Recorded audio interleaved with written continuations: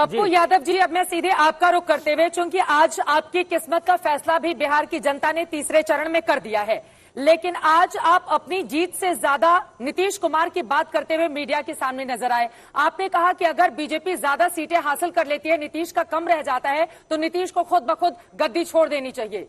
इस तरह की बात पप्पू यादव की ओर से आज क्यों की गई है? नहीं, आप एक बात देखिए ना, नीतीश कुमार जब किसी पर परजीवी व्यक्ति, आप स्वतंत्र होकर के बहुत बड़ा विकास नहीं कर सकते हैं। आप किसी के कृपा पर मुख्यमंत्री उसी दल का होना चाहिए जो बड़े दल होते हैं, जो अपना निर्णय खुद ले सकता हो।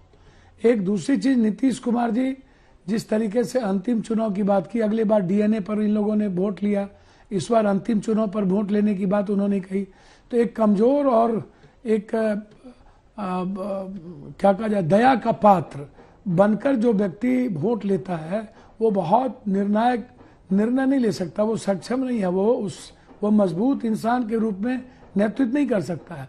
दूसरी चीज, बीजेपी ने बहुत बेहतरीन तरीके से मारा है, बहुत बेहतरीन तरीके से।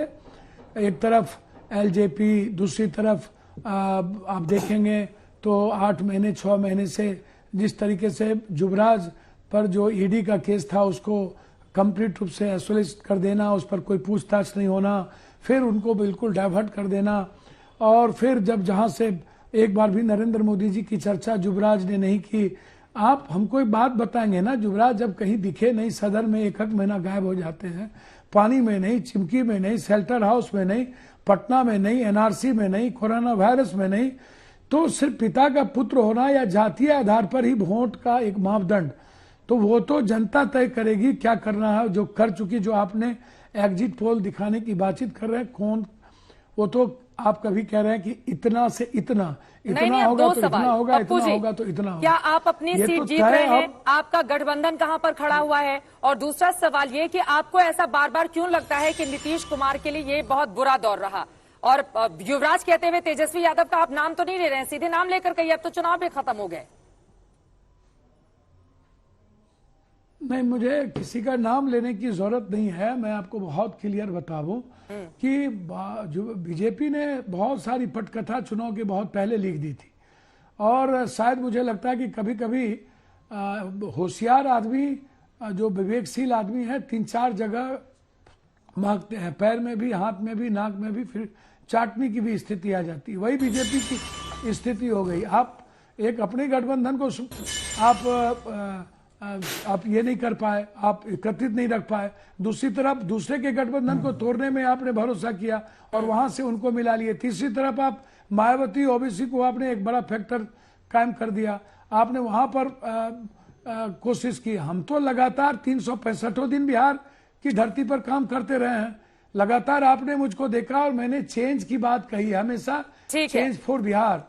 पप्पू जी, आप महत्वपूर्ण बातें कह रहे हैं, लेकिन मुद्दों के अलावा देखिए 42% विकास की बात कर रहे हैं, बेरोजगारी की 30%, 11% महंगाई की, प्रधानमंत्री नरेंद्र मोदी के चेहरे पर 3%, जबकि पॉलिटिकल पार्टीज के हिसाब से 3%। इस पहले सवाल के जवाब में चुनाव में मुख्य मुद्दा क्या था, वो आंसर आप देख रहे हैं इस वक्त टीवी स्क्रीन पर। लेकिन लोकप्रिय चेहरा मुख्यमंत्री के लिए आखिर जनता ने हमारे इस एग्जिट पोल में किस पर मोहर लगाई है, आप जल्दी से उनकी बात कर लेते हैं और एक एक करके आपके सामने आंकड़ा रखते हैं। एक तरफ 69 साल के नीतीश कुमार, जिसको बार बार 31 साल के तेजस्वी यादव थका हुआ मुख्यमंत्री कहते हुए नजर आए थे, और एक एक करके वो तमाम चेहरे आपके सामने हम रखेंगे जिनके ऊपर, जिनकी प्रतिष्ठा इस समय दांव पर लगी हुई है। और यहां पर ये बड़ा आंकड़ा आपके सामने हम रख रहे हैं, और यकीनन तेजस्वी यादव के लिए ये एक बेहतर स्थिति इस वक्त दिखाई दे रही है।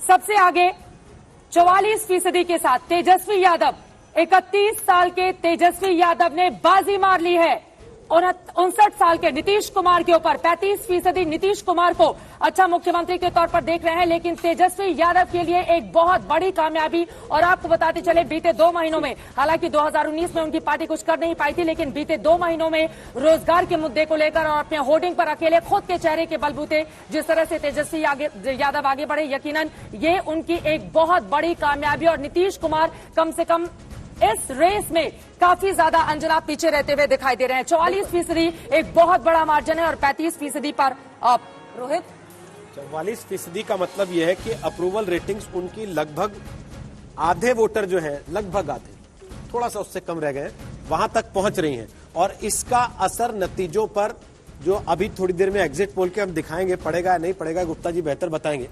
आप बोल लीजिए, फिर मैं प्रभु जी से सवाल पूछता हूँ, क्योंकि प्रभु जी पहले कुछ बोल रहे थे, ये बात उसी से कनेक्ट करती है। प्रदीप जी बोलिए। आप लोग अप्रोच कैसे करते हैं वो खाली बता दीजिए, क्योंकि कई लोग ये सवाल बोलते हैं कि आपने यही ऑप्शन दिया होगा, आपने आप सीधा नाम पूछते हैं, ये बता दीजिए कि लोगों से जब बात करते हैं बेस्ट चीफ मिनिस्टर तो क्या सवाल होता है? हम बोलते हैं कि आप किसे अगला मुख्यमंत्री देखना चाहते हैं, हम कोई नाम नहीं देते हैं। ठीक। जब वो कुछ भी बता पाने में असमर्थ होते हैं तब 2-3 नाम देते हैं कि इस तरह के मुख्यमंत्री चेहरे हैं, यदि वो असमर्थ हैं तो, नहीं तो हम स्पॉन्टेनियस क्वेश्चन पूछते हैं, हम कोई जवाब नहीं बताते। ठीक है, तो प्रभु जी अप्रूवल रेटिंग्स उसी तरफ इशारा करती है जो बात आप कर रहे हैं।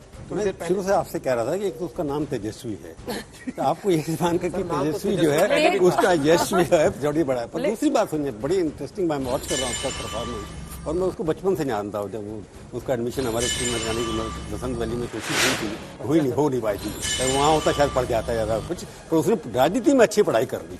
स्कूल की पढ़ाई अच्छी नहीं कर पाया, पर राजनीति में अच्छी पढ़ाई कर दी। मैं ये कह रहा हूँ कि तेजस्वी में एक खूबी ये है, पिछले 2-3 सालों में जब से वो लालू जेल में है, वो लालूवाद से बाहर निकल आए। तेजस्वी की सबसे अचीवमेंट ये है कि लालूवाद से बाहर आना उनके लिए एक लगा हुआ था बैगेज है मेरे ऊपर, लालूवाद से मेरे को अलग कैसे करना है, तो वो तो लालूवाद से बाहर आ गए। कब निकल आए? क्या होर्डिंग में से लालू जी को बाहर कर दिया तब निकल आए? जब एक तरफ तेजस्वी लालूवाद से बाहर निकले, वहां नीतीश कुमार जी हैं वो मोदीवाद में सलीन हो गए एकदम।